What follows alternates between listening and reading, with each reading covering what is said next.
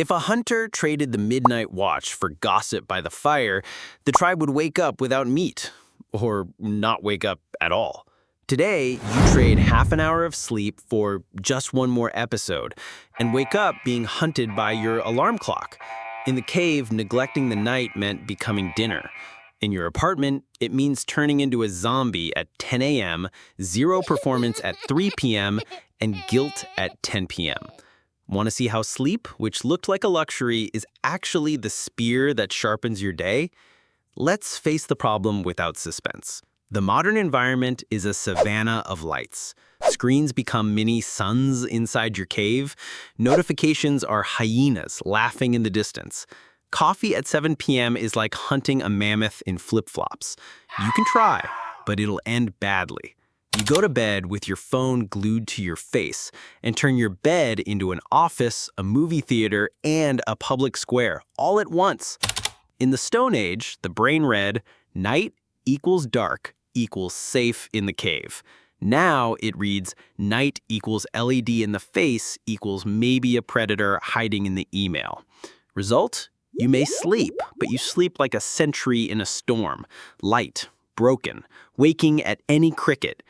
And the next day pays the price. Short focus, short temper, microscopic patience. Now picture the ancestral scene. Total darkness, low fire. The smell of smoke and hide. Half the tribe sleeps, half takes turns on watch. Dawn is the natural drum. Light on your face, body on its feet, hunt in sight. There was no just 10 more minutes because just 10 more minutes could mean 10 meters less from the tiger. What I want to show you is simple. Sleep was survival tech, and it still is. You don't lose because you're weak. You lose because you try to win the day with a dull spear, and the sharpening stone is called sleep. Reframing, good sleep isn't a prize, it's strategy. It's not rest if possible, it's the operating system that lets everything else run. Focus, patience, discipline, physical strength, memory. Good sleep is a steady campfire. It warms, lights, protects. Bad sleep is dying embers. Everything costs twice as much. And the good part, you don't need to become a monk. You need to go back to being a hunter. A few signals repeated every day that teach your body to recognize night and day without you begging for motivation. Let's get this spear in order. First, the campfire ritual. 30 to 45 minutes before bed, your mission is to turn your apartment into a friendly cave. Warm or dim lights, screens away from your face, lower your voice, let the pace drop. A warm shower tells the body, the watch is over. Swap the feed for a light book, duels, or a 2-line journal.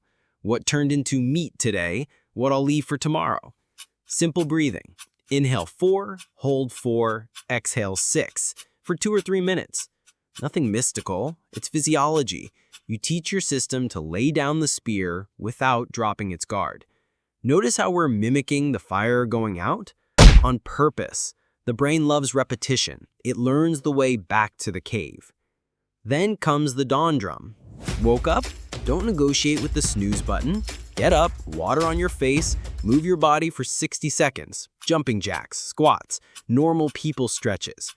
5 to 10 minutes of natural light on your face, an open window already helps, is the sun on your face that resets your internal clock. In the cave, it was automatic. Here, it's a choice. And if you wake up groggy, swear you've got sleep dust glued to your eyelids, great. Movement first, willingness later. Willpower is lazy, the body is punctual.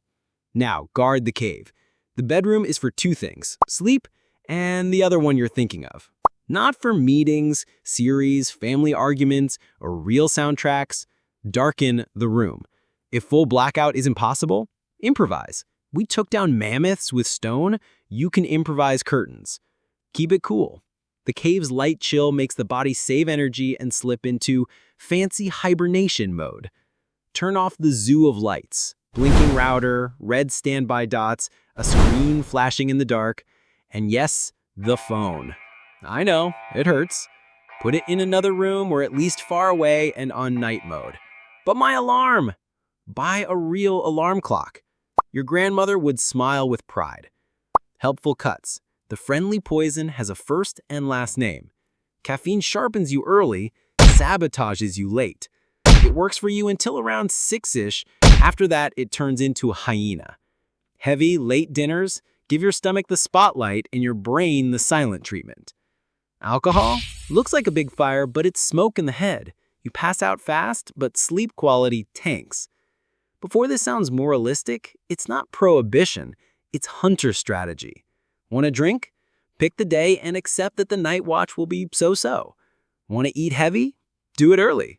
You're not a child. Just don't negotiate with the obvious. When things go wrong, they will. A night of anxiety, wind in your head, wolf thoughts circling. Don't fight under the covers. Don't turn the bed into a ring. If your mind turned into a marketplace, get up slowly, keep the lights low, sit in a chair, and do a Stone Age brain dump. Pen and paper, pour out worries, and the next micro step for each. 5 minutes. Go back to bed when your body feels heavy. If it doesn't, repeat the ritual calmly. The secret isn't to beat the mind, it's to convince it that the bed isn't a battleground. Did you need a tribe? You do. Choose one person who agrees to the drum pact. Time to lie down, time to get up. No neurotic control, just 2 smoke signals a day. Fire out, day lit. If you fail, set a light, quick consequence.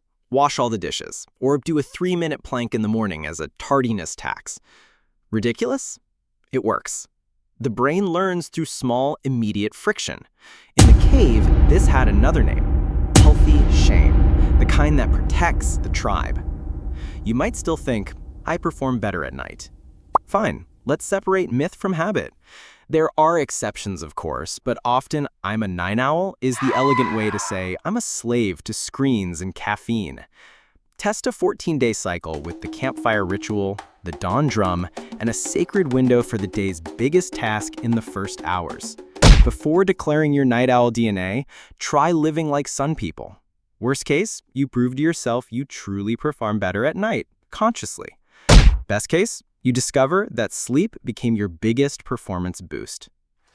A live example to visualize. You today. Bed at 12:40 a.m., toss for 35 minutes, wake at 7:12 punching snooze. Coffee on an empty stomach to silence the brain, email devouring the first hour. Result? Patience tapped by noon, focus of a gnat. You with hunter sleep. Low light at 10:30 p.m., shower, 2-line journal, phone far away, in bed by 11. Wake at 6:30, light on your face, body moving, water. First hour protected, the day's mammoth on the table. By 10, your head is sharp. At 3 in the afternoon, you still have firewood. At night, there's no nervous energy begging for a series. There's calm. And calm isn't boredom. It's power. See the callbacks? We talked about the fire. We come back to the fire. We talked about the drum. That's your alarm without torture. We talked about hyenas. Those are notifications luring you into side hunts. We talked about the spear. That's the focus you won't have if you don't sleep. The loop closes because it's a loop. A well-treated night lights the day. A well-used day makes the night easier. For our ancestors, that was the difference between hunting and being hunted. Today, it's the difference between leading your agenda and being dragged by it. Want the practical package tied up in one line? Make night a signal, not a maybe. Low lights, screens away, body winding down, short journal. Make morning a drum. Get up without a soap opera. Move your body. Get light. Protect the first hour. Treat the bedroom like a cave. Dark, cool, quiet, no marketplace. Cut the friendly poison early. Have a minimal tribe that sees your torch light up and go out. And when your head turns into a windstorm, do the brain dump outside the bed. Simple, repeatable, human. I'll close with the image that matters. You buy a small fire. It's not a fireworks show. It's a stubborn ember. One hand adds wood, the other shields from the wind. Outside, the savanna is noisy. Here, the flame doesn't die. Tomorrow, you rise with a drum inside and a sharpened spear in hand. The world won't get easier. You will get better equipped. Because in the cave and in your bedroom, the ones who win are those who know how to care for the night to win the day.